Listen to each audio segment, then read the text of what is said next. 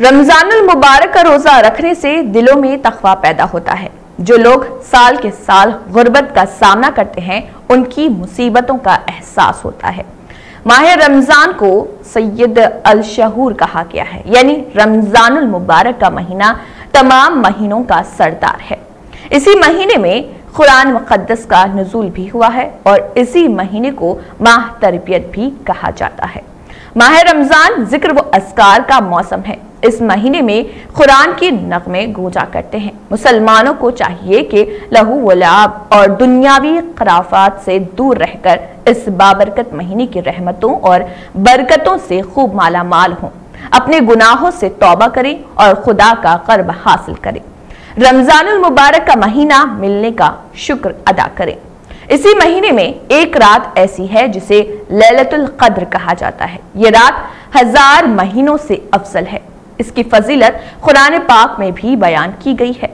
21، 23، 25، 27 اور 29ویں شب میں سے کسی بھی شب میں شب قدر ہو سکتی ہے، اور اسی وجہ سے رمضان المبارک کے آخری عشرے میں اعتکاف میں بیٹھنے کا حکم ہے کہ بندہ جب اعتکاف میں بیٹھے گا تو راتوں میں جاگ جاگ کر خدا کو یاد کرے گا تو وہ ضرور شب قدر والی رات پالے گا۔ صرف کسی ایک رات کو مخصوص کر لینے سے شب قدر ملنے والی نہیں ہے۔ خود نبی کریم علیہ الصلاۃ اور تسلیم رمضان مبارک کا آخری عشرہ مسجد نبوی میں گزارا کرتے تھے۔ رمضان المبارک 3 عشرے پر مشتمل ہے اور تینوں عشرے کی خصوصیات بہت ہی عظیم الشان ہیں۔ پہلا عشرہ رحمت کا ہے، دوسرا عشرہ مغفرت کا ہے اور تیسرا عشرہ جہنم سے آزادی کا ہے۔ یعنی بندہ اپنے رب کی بارگاہ میں حاضر ہو کر سر بسجود ہوگا اور رو کر اپنے گناہوں کی معافی مانگے گا، توبہ استغفار کرے گا تو اللہ کی رحمت جوش میں، اور جب رحمت الہی جوش میں آئے گی تو بندے پر اللہ کا فضل خاص ہوگا، اور جب فضل خاص ہوگا تو بندے کو خدا قرب حاصل ہوگا، اور جب خدا کا قرب حاصل ہو جائے گا تو بندے بیڑا پار ہو جائے گا۔ پورا دن روزہ رکھنے کا بعد شام کو کھانے پینے کے سامان دسترخوان پر سجا کر بندہ مغرب کی اذان کا انتظار کرتا ہے۔ وہ وقت بھی ہمارے لیے درس عبرت ہے کہ کل تک مغرب کی اذان ہوا کرتی تھی تو مساجد نمازیوں کا انتظار کرتی تھی، اور آج ہم مغرب کی اذان کا انتظار کر رہے ہیں۔ سوچ مسلمان سوچ، کہیں روز قیامت سے قبل ہی مسجد اللہ کی بارگاہ میں شکایت نہ کر دے کہ اے اللہ، تیرے بندوں نے میری تعمیر کے لیے پیسہ تو دیا، اینٹ اور پتھروں سے مجھے تعمیر تو کر دیا، جھالر اور خمخموں سے مجھے سجا تو دیا، پنکھا اور اے سی لگا تو دیا، لیکن جب تیرا مؤذن کانوں میں انگلیاں ڈال کر میرے میناروں پر کھڑا ہو کر تیری کبریائی اور تیری بڑائی بیان کیا، نماز کے لیے بلایا، کامیابی کی طرف بلایا تو تیری بندے نے لبیک نہیں کہا، تیرے بندوں کا جسم لرزہ براندم نہیں ہوا، تیرا بندہ 4 قدم چل کر مجھ تک نہیں آیا، میرے صحن میں بچھی ہوئی چٹائیوں پر آ کر تیرے نام کا سجدہ نہیں کیا۔ یعنی مسجد تو بنا لی شب بھر میں ایمان کی حرارت والوں نے، پر من اس کا پرانا پاپی برسوں میں نمازی بن نہ سکا۔